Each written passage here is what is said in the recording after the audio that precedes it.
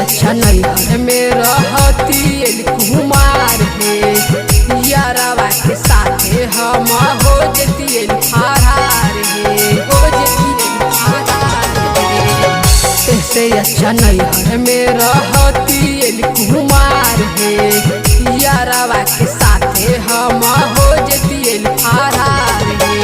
यह सोची के सुनाए साखी दिल हमर टूटल है यह सोची के सुनाए साखी दिल हमर टूटल है। कबो नहीं सैया साखी साथे हमर सुतल है कबो नहीं सैया साखी साथे हमर सुतल है।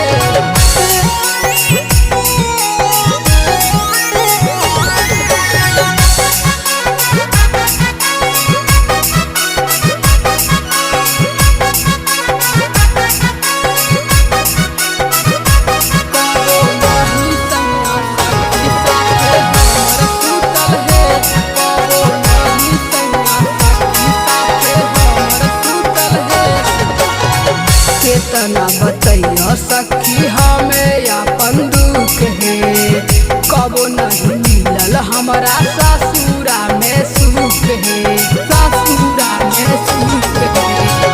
केतना बतैया सखी हमें अपन दुख है कबो नहीं मिलल हमारा ससुर